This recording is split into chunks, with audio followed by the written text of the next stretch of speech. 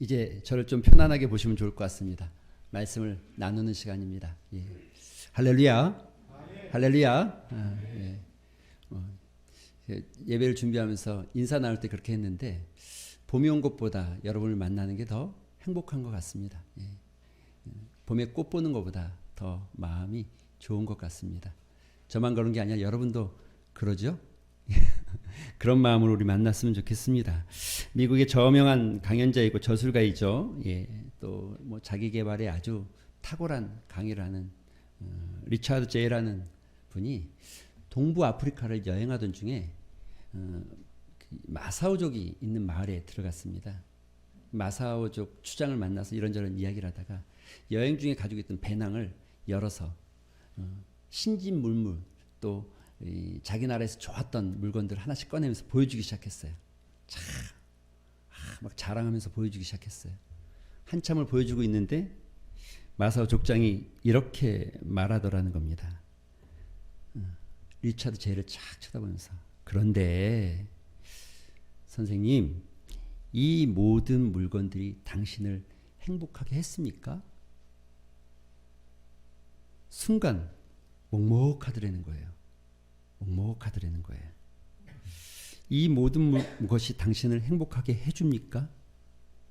이 한마디의 질문이 마음속 깊숙이 울림이 되었다는 거죠.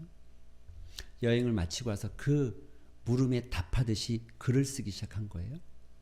글을 써서 책을 하나 만들었죠. 책을 하나 냈죠. 그 책 이름이 인생의 절반쯤 왔을 때 깨닫게 되는 것들. 오늘 설교의 제목과 동일합니다. 책에서 저자는 지금까지 자기가 행복하다고 생각했던 거 진짜 따져보기 시작했어요. 이게 진짜 행복한 건가? 이게 진짜 중요한 건가? 이게 진짜 소중한 건가? 그리고 가장 필요한 게 뭘까? 마치 배낭에 필요 없던 것을 하나씩 빼듯이, 하나씩 버리듯이 그렇게 하나씩 빼내고 가방을 꾸리고 남은 여행을 하는 동안 사실은 저자는 그렇게 말하더라고요. 하나도 불편한 게 없었다. 훨씬 더 즐거웠고 훨씬 더 가벼웠다. 사실 우리가 대부분 불필요한 것들을 좀 많이 가지고 사는 것 같습니다. 그 불필요한 것들 중에 인생이 짊어지는 불필요한 과거에 대한 후회, 미래에 대한 걱정, 이런 것들을 우리를 짓누르고 있기 때문에 매번 무거운 짐을 지고 가는 인생처럼 살아가는 거죠. 살면서 잃어버린 것들, 한때 자기 것이었으나 지금 잃어버린 것들 때문에 때론 절망하기도 하고 불필요한 것들을 가득 껴안고 달려가고 있으니 삶이 무겁기만 한 것 같습니다. 37살에 암 선고를 받은 여성 변호사인 줄리 윌리엄스가 말하길 이런 말을 했죠. 우리는 건강한 시절에 건강을 낭비하고 살아있는 동안 삶을 낭비한다. 내가 37의 말기암 선고를 받기 전까지는 나는 이 사실을 깨닫지 못했다. 불필요한 것. 예. 인생을 돌아볼 필요가 있고 살펴볼 필요가 있죠. 신앙도 그렇습니다. 신앙도. 그리스도인도 그렇습니다. 인생에 필요한 것과 필요 없는 것을 구별하는 것, 이거 능력입니다. 이게 능력입니다. 그리스도인도 필요 없는 것을 붙잡고 있으면 그것이 짐이 되어지는 것이죠. 여러분 신앙생활에 무엇이 유익하고 무엇이 해가 되는지 알고 계십니까? 무엇이 불필요한 것이고 무엇이 필요한 것인지 알고 계십니까?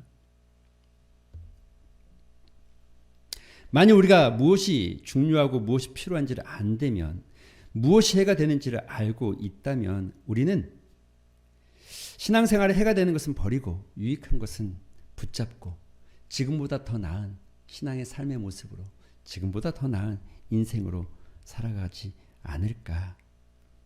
그런데 문제는 무엇입니까? 그 문제는 우리에게 진짜 필요한 게 무엇인지 여전히 구별하지 못한다는 것. 오늘 본문에 빌립보서 3장 7절에 바울은 이렇게 말합니다.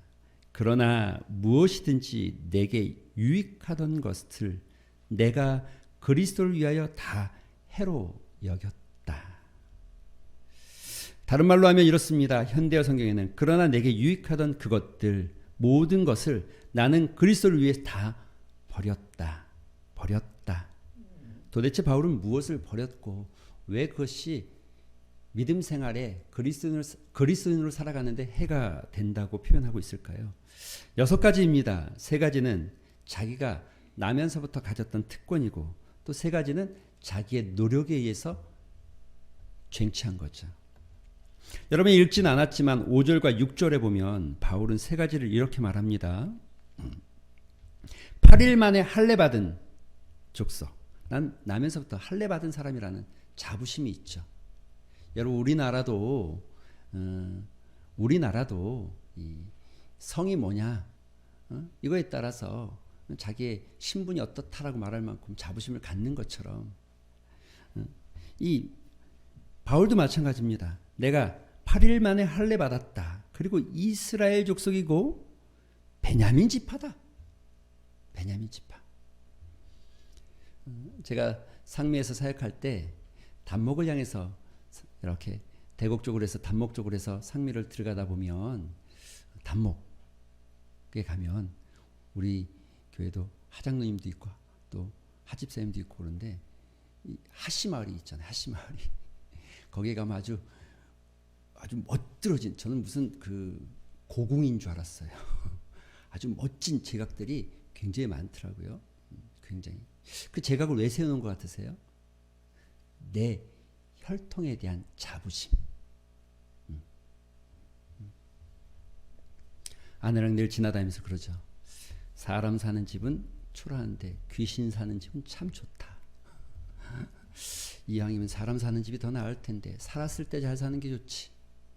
죽어서 잘 사는 게 중요할까? 그러나 그 사람들은 자기 혈통과 자기 가문에 대한 자부심. 지금 바울은 그 얘기하고 있는 겁니다. 내가 8일 만에 할례 받았고 내가 베냐민 지파이고 심지어 뭐라고 그럽니까? 히브리인 중에 히브리인이었다.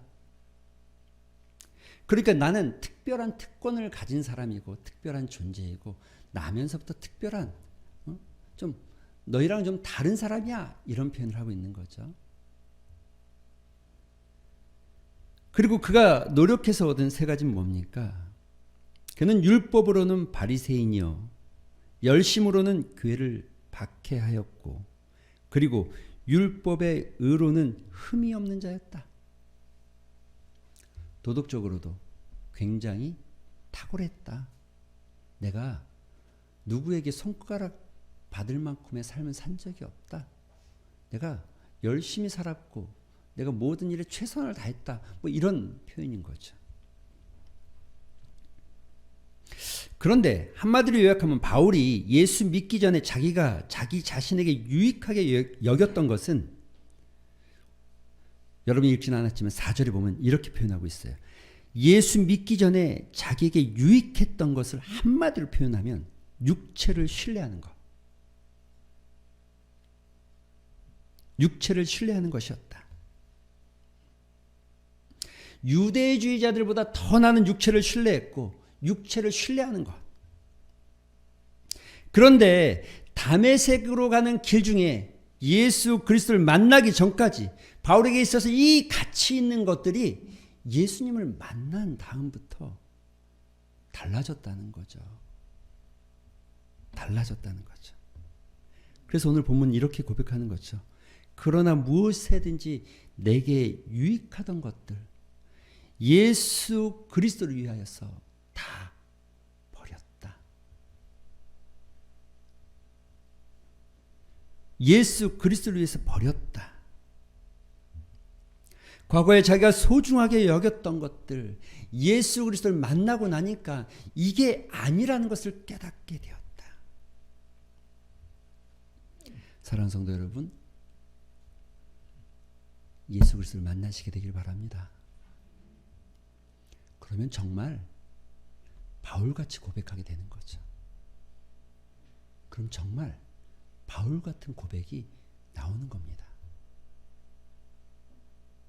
내가 그렇게 소중하게 봤던 것들, 그렇게 소중했던 것들이 돌아보니 다 쓸모없는 것들이었구나 하는 것 깨닫는 거죠.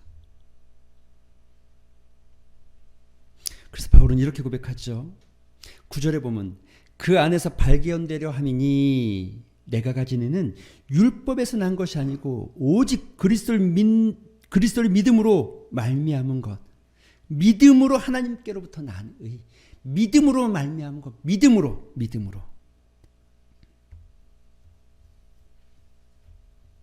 믿음으로 의롭게 되어진 것을 발견하고 나니 지금까지 살아왔던 내 인생의 가치와 소중한 것들이 8절에 배설물, 똥덩어리로 보였다. 현대어 성경에는 이 부분을 쓰레기라고도 번역했습니다. 박윤선 박사, 우리나라 조직신학자이고 강해설교학자인데 그가 이 부분을 강의하면서 이렇게 적었어요. 바울이 전에 귀히 여겼던 것들은 식탁에서 내버린 찌꺼기 같은 것들이다. 이 찌꺼기들은 개들은 보기에 좋아하나 바울에게는 배설물이었다. 예수 그리스도를 만나기 전에는 이것이 굉장히 소중했는데 예수 그리스도를 만나고 나니까 이 쓰레기, 식탁에서 먹다가 남은 찌꺼기들 같은 것들이, 그래서 이건 버렸다는 거죠.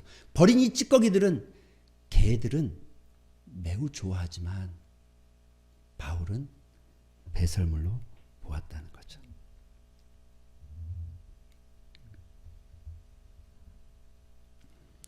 왜 그렇습니까? 8절과 9절에 모든 것을 해로 여김은 내 주 그리스도 예수를 아는 지식이, 내 주 그리스도 예수를 아는 지식이 가장 고상하기 때문이다. 그래서 예수를 알아야 되는 거죠. 내가 그를 위하여 모든 것을 잃어버리고 배설물로 여김은 그리스도를 얻고 그 안에서 내가 새롭게 발견되기를 소망한다. 내 인생이, 내 삶이 새롭게 발견되기를 소망하는 것. 얼마 전에 책을 한번 봤습니다. 요즘에는 책을 이제 종이로 잘 안 삽니다. 책꽂이 정리하면서 자꾸 버려서, 요즘 저희 앞에 지나다니는 그 폐지 주는 할머니가 자꾸 저희 집 자꾸 오세요. 가져갈 게 많아서. 요즘에는 이렇게 인터넷, 밀리의 서적, 핸드폰, 이런 컴퓨터로 화면으로 볼 수 있는 것들이 좀 있어서 잘 안 사는데, 이어령 교수가 얼마 전에 돌아가시면서 썼던 마지막 수업, 마지막 인터뷰, 마지막 수업이라는 책이 있죠. 그 부분에 이런 글귀가 하나 있었어요. 제 마음을 철렁하게 만드는. 지금까지 내가 말한 것은 타인의 죽음이었어. 죽음에 관한 이야기를 나누고 있어요. 인터뷰를 하는 거죠. 동물은 철장 속에 있는 호랑이였지. 지금까지 내가 나누는 것은 타인의 죽음이었어. 동물원 철장 속에 있는 호랑이에 대한 이야기였어. 이 표현이 얼마나 멋들어진지 모르겠습니다. 지금은 아니야. 지금은 철장을 나온 호랑이가 나에게 덤비고 있어. 바깥에 있던 죽음이 내 살 곁을 뚫고 들어오고 있어. 호랑이가 철장에서 나오면 여러분, 우리 인생이 얼마나 나약하고 여러분 우리 인생이 얼마나 무기력한 존재인지를 알게 됐죠. 철장에 갇혀 있을 때는 호랑이는 그저 구경거리였고 재미난 이야기거리지만, 철장에서 나와 자신의 삶에, 자신 앞에 맞닥뜨리기 시작하면 이야기는 달라지는 거죠. 죽음의 호랑이가 우리 앞에 서게 되면 우리 인생의 가장 소중한 것이 무엇인지를 알게 되는 거죠. 바울은 다메섹으로 가던 중에 그 부활하신 예수 그리스도를 만나고 그동안 자기가 자랑으로 여겼던 것들, 그 모든 것들이 달라지기 시작했다는 거예요. 달라지기 시작했다는 거예요. 철장 속에 갇혀있던 호랑이가 아니라 진짜를 만났다는 거죠. 삶을 보게 됐다는 거죠. 그리고 고백하는 거죠. 내가 지금까지 소중했던 것들이 배설물이었어. 알고 보니까 진짜 소중한 것은 내 주 예수 그리스도를 아는 그것이 가장 고상한 지식이야.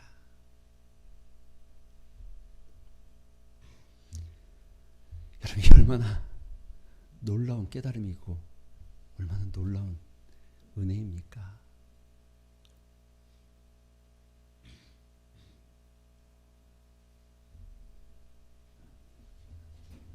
천지가 개벽할 만큼 놀라운 일이죠. 지금까지 살았는데 나한테 소중하게 생각했던 그 모든 것들이, 여러분의 인생이 아직도 여전히 호랑이가 철장 안에 있습니까? 맞닥뜨려 보면 달라지는 거죠. 인생이 달라지는 거죠. 이 호랑이 앞에서 내가 가지고 있는 게 얼마나, 내가 소중하게 생각했던 것들이 얼마나 가치 없는 것을 불과 1초도 안 돼서 깨달을 수 있죠. 그때서야 알게 됩니다. 뭘요? 예수 그리스도를 아는 것이 얼마나 고상한 지식인지, 그분을 만나는 게 얼마나 소중한 일이었는지를.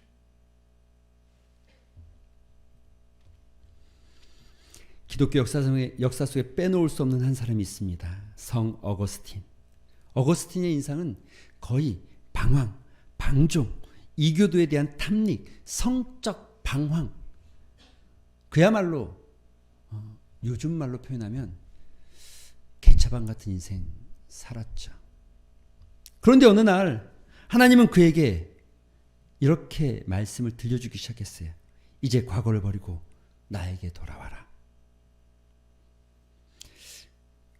그 내용 속 그가 쓴 참회록에 보면 그때 이렇게 표현하죠. 그때 내 속에서 이 하나님의 음성이 들려지기 시작하면서, 그때 내 속에서, 내 마음 안에서, 내 심령 안에서 커다란 폭풍이 일어나기 시작했다. 걷잡을 수 없는 폭풍이. 내 눈에서는 홍수 같은 눈물이 쏟아져 나오는데 멎히질 않았다. 나는 무화과나무 나무 아래서 몸을 던지고 눈에서 강물처럼 흐르는 눈물을 하염없이 흐르도록 내버려 두었다. 그리고 그때 내 귀 속에 들려드는 거, 톨레레게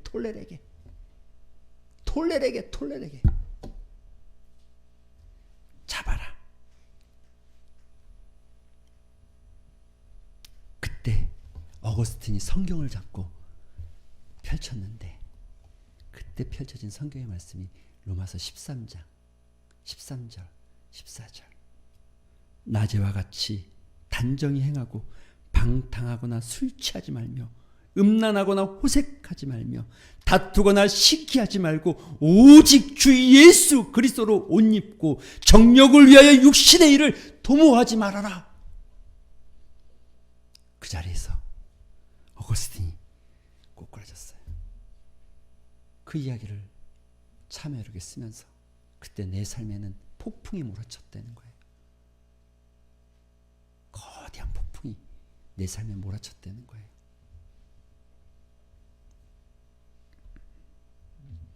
이러한 회심을 경험한 어거스틴은 세상을 떠나기까지 정말 주님을 사랑하는 마음으로 믿음 생활을 했고 글을 썼습니다. 어느 날 밤 주님께서 물었대요. 나의 사랑하는 아들아, 나의 사랑하는 아들아, 너는 나에게 무엇을 원하느냐? 너가 나한테 원하는 게 뭐냐? 어거스틴이 그 밤중에 주님을 향해서 이렇게 대답했답니다. 주님, 저는 아무것도 필요 없어요. 주님만 계시면 됩니다. 저는 아무것도 필요 없어요. 주님만 원합니다.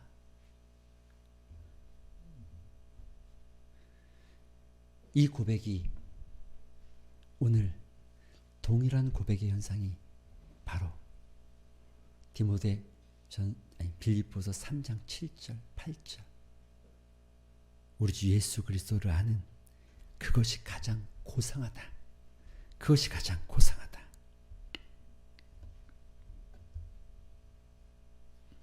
바울이 그동안 자랑으로 여겼던 것을 분토와 같이 버린 또 하나의 이유는 믿음으로 의를 얻기 위함이었다. 또한 바울은 그리스도와 함께 믿음의 의를 얻는 것만으로 만족해하지 않고 그리스도의 부활의 능력과 그리스도의 고난에 동참하기를 나는 소망했다. 그래서 11절에 어떻게 해서든지 죽은 자 가운데서 부활에 이르려 하노니, 여러분 부활, 살아나는 영광이 아니, 어떻게 해서든지 어떤 과정을 거쳐서라도 부활에 나는 이르겠다. 바울이 고백합니다. 아직도 나는 멀었어. 아직도 나는 안 됐어. 아직도 나는 달려가야 돼. 내가 이미 얻은 것도 아니고 이미 온전히 이룬 것도 아니다. 오직 내가 그리스도 예수께 잡힌 바 된 그것을 잡으려고 오늘 또 나는 부활의 그 자리로 달려간다. 머물지 않겠다는 거죠. 적당히 하지 않겠다는 거죠. 바울의 삶의 목적은 분명했습니다. 예수 그리스도를 만나기 전과 만난 후에는 완전히 삶은 달라졌고 인생은 달라졌고 그의 삶의 가치가 달라졌고 그의 삶의 목표가 달라졌죠. 그래서 14절에 표대를 향하여 그리스도 예수 안에서 하나님이 부르신 부르심의 상을 위하여 나는 달려간다. 표대, 목적, 목표, 결승점. 활 쏘는 사람에게는 관역 같은 것, 경주하는 자에게는 결승점 같은 거, 그것을 향해서 나는 달려간다는 거죠. 어떻게 해서든지 내가 그 결승전에 꼬링하기 위해서 내 몸에 주저리 달고 있는 것들 던져버리고 띄워버리고 가볍게 나는 달려간다는 거죠. 이와 같은 고백은 바울만이 아닙니다. 믿음의 사람들의 고백은 모두가 동일한 고백이었습니다. 히브리서 12장 2절에 보면 믿음의 주요 온전케 하신 예수를 바라보자. 그분 바라보자. 그분 앞으로 달려가자. 나의 목표는 그분을 바라보는 것이고 그분을 아는 것이 내 인생이다.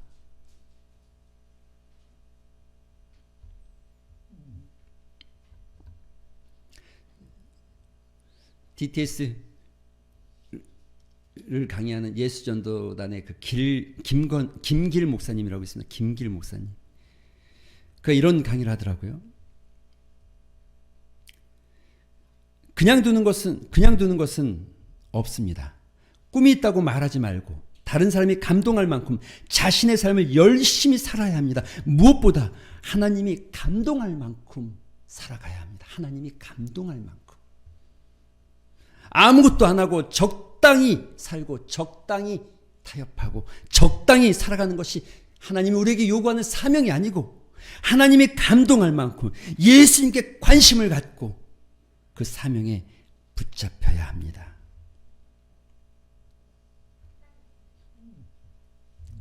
이 고백이 오늘 본문에 나와 있지 않지만 사도행전 20장 24절 바울이 동일한 고백을 하죠. 나의 달려갈 길과 주 예수께 받은 사명 곧 하나님의 은혜의 복음을 증거하는 일을 마치려 하면은 내 생명조차 조금도 귀한 것으로 여기지 아니하노라. 사랑하는 성도 여러분, 예수 그리스도를 만나시게 되길 바랍니다. 그를 만나는 그 경험이 어거스틴의 고백처럼 여러분의 인생에 폭풍을 치는 그날이 되길 소망합니다.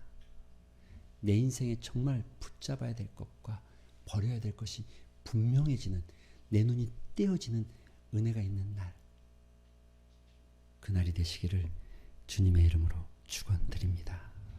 같이 한번 기도 한 시간 가졌으면 좋겠습니다. 기도하실 때에 주님, 모양만 가지고 있는 것, 형식만 취하고 있는 신앙이 아니라 정말 살아계신 예수 그리스도를 만남으로 인하여 형식적 고백이 아니라 내 입에서 주님이 가장 고상한, 그를 아는 것이 가장 고상한 것이고 믿음으로 내가 의를 얻는 것이 가장 소중함을, 내 인생의 목표가 예수 그리스도께서 주신 십자가의 사명을 다하는 것, 그것을 깨닫는 내 심령 안에, 내 영혼 안에, 내 인생 안에 폭풍우 치는 날 있게 하여 주시옵소서. 이런 마음 가지고 우리 한번 좀 초심자의 마음으로, 주님을 정말 갈망하는 마음으로, 사슴이 시냇물을 찾는 마음으로 그렇게 잠시 한번 좀 간절하게 기도하는 시간 갖도록 합니다. 기도하겠습니다.